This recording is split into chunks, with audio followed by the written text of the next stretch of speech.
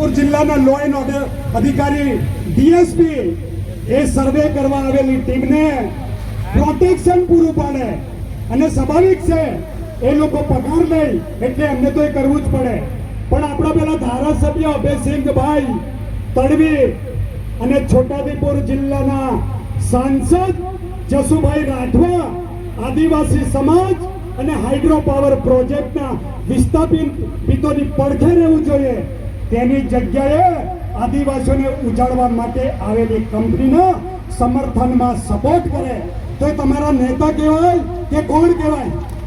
એ આપણા નેતા કહેવાય કે કોણ કહેવાય? એને શું કહેવાય? દલાલ કહેવાય, દલાલ, જમીન ચોર, ખાણ માફિયાઓ કહેવાય, બરાબર?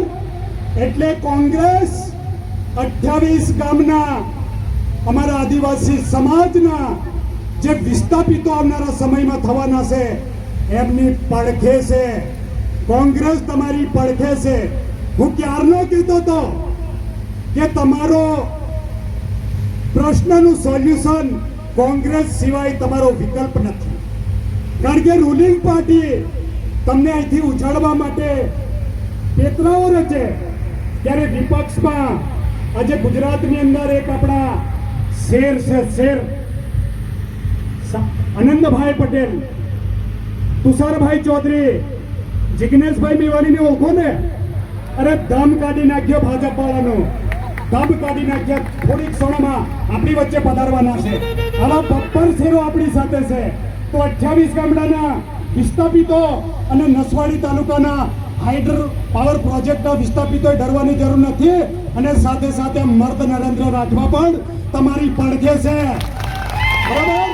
વગર સત્તાએ પણ અમને ફીણ લાવવા વાળા મુસે છે, ડરવાની જરૂર નથી. પરંતુ તમે કોંગ્રેસ પક્ષના જે લીડરો છે એમના પર તમે વિશ્વાસ મૂકજો અને તમારા હકની લડાઈ લડવા માટે અમે તૈયાર છે, બરાબર? તો આપ સૌ મને સાંભળ્યા બદલ આપનો હું તહે દિલથી આભાર માનું છું. જોહાર, જય ભારત, જય કોંગ્રેસ. લડાઈ લડીને આ દેશમાંથી એમને ફરી ઇંગ્લેન્ડમાં ભગાયા. એવી જ બીજી ભારતની અંદર ઈસ્ટ ઇન્ડિયા કંપની કરતા પણ કાળા લોકોની કંપની આવે, કંપનીનું નામ ભારતીય જનતા પાર્ટીની કંપની છે.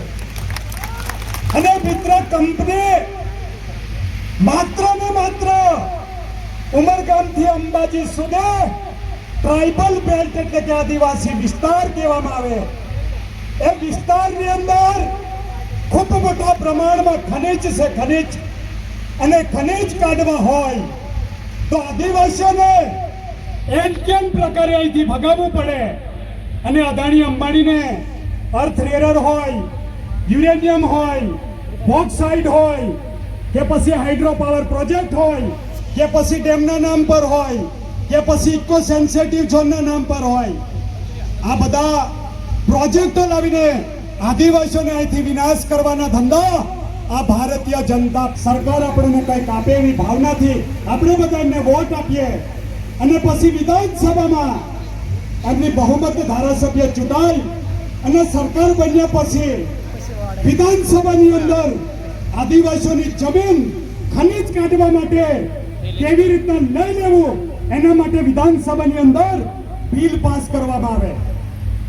એટલે આ ભારતીય જનતા પાર્ટીને એટલા માટે ખાણ માફિયાઓ, જમીન ચોર અને ખનિજ ચોરના માલિકો એમને મેં માનું છું. જેવી રીતના અમારા આંબા ડુંગરની અંદર જીએમડીસી અર્થ રેલર પ્રોજેક્ટમાં 28 ગામડાના આદિવાસી લોકોની જમીન ઉદ્યોગપતિઓને અર્થ રેલર કાઢવા માટે આપવા માટે એમનું નોટિફિકેશન બહાર પાડ્યું. એમાં 4 ગામનું 10મા મહિનાની 14 તારીખેનું ઓલરેડી ટેન્ડરિંગ થઈ ગયું.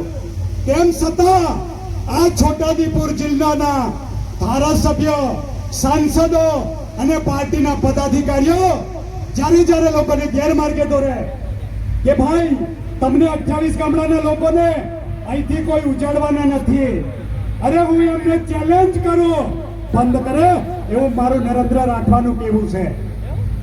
એવી જ પરિસ્થિતિ હાઇડ્રો પાવર પ્રોજેક્ટમાં. અરે ભાઈ, ધારાસભ્ય શાંતિ